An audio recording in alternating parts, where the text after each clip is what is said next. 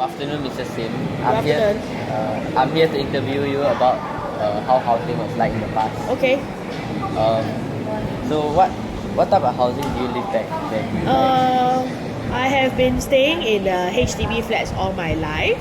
So ever since I was born, I was actually living in Ang Mo Kio, 3-room flat. But then because there were 3 of us plus my grandmother, then after I think a few years, when I was in secondary school, my parents actually upgraded and they bought a bigger 4-room flat in Sembawang.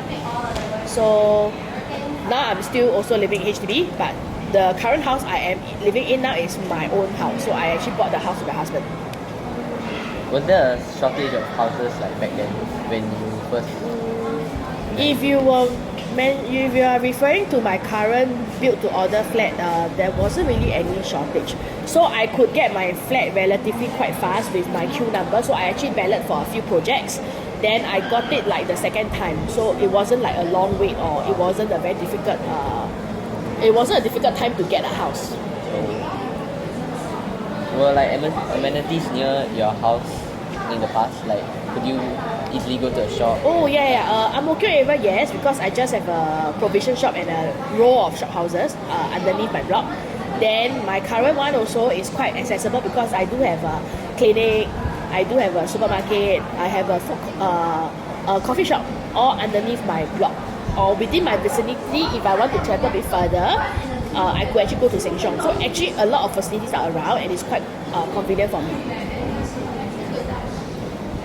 How do you manage your budget, like when you first bought your HDB?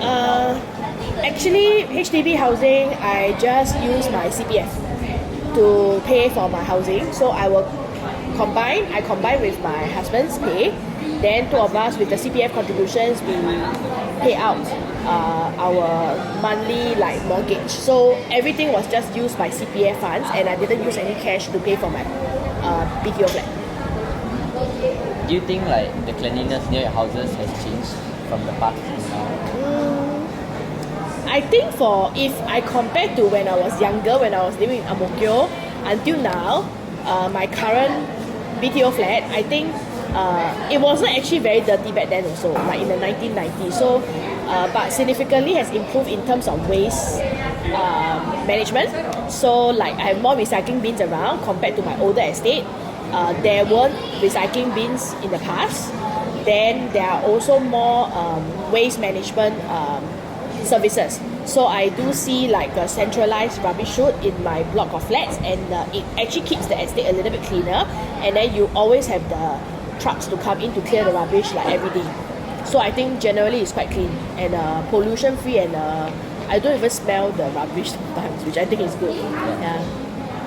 Like when you live in your family in Ang Mo Kio back then, like how many people stayed in your house? 3 sisters, 3 of us, my grandmother and my parents, so total 6 of us. 6 of us, yes. Do you have enough space? No, 3 rooms, so we have to move. So there are only 2 rooms, so there's a master bedroom and a room. So usually the 3 of us will squeeze in the 1 room, and then my grandmother will sleep on the bed. But because as we grew older, my parents realized that there's a need to have more space, so we upgraded into a 4-room flat. And then, unfortunately, when we upgraded, my grandmother also passed away when I was in secondary 1, about 13 years old.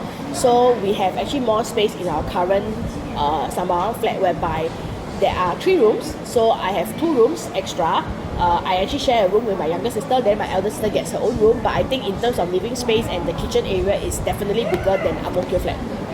So the houses, as it goes on, it got bigger? Yes. But my current BTO is slightly less spacious because BTO is a common like set of like, like Lego blocks, right? So it's always like the same area.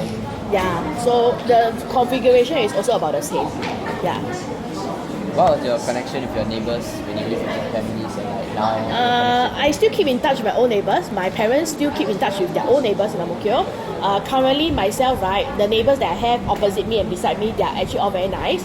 And because the neighbors opposite me, their children are about the same age as my daughter and my son, so my younger son. Then because of that, we usually will exchange like presents, or even during Chinese New Year, we do actually exchange angpaos, and we are actually quite close. So just recently, I think because my neighbor came back from Batam, so she also brought over a piece of like quite a huge piece of kueh lapis for us. So I think our relations are generally quite good. Yeah. Do you think neighbors are important in your life? Yes, definitely. Because they can look out for each other. So like sometimes because my neighbors living opposite of us, they are actually from Malaysia. They have to go back to Malaysia quite often. So sometimes during long periods of holiday, they are away. So the neighbors will ask us to help them to take care of the plants, and then my husband and I will just try to make sure that their plants are still alive. Yeah, and then in terms of negative experiences, I had one before, but the neighbor living upstairs already moved away because they were actually suspected of high-rise littering, and they smoked and they actually flicked the ashes down to my clothes. So after contacting NEA and then resolving the problem with them personally, I think thankfully they were reasonable people, and she was very apologetic. It was solved, and otherwise from my Ang Mo Kio when I was younger, when I was living in Ang Mo Kio until now, my experiences with my neighbors are generally positive. So I think yes, we need to maintain good relationship. That's it for the interview. Okay, thank you. Bye bye. Bye. She recognizes the bye.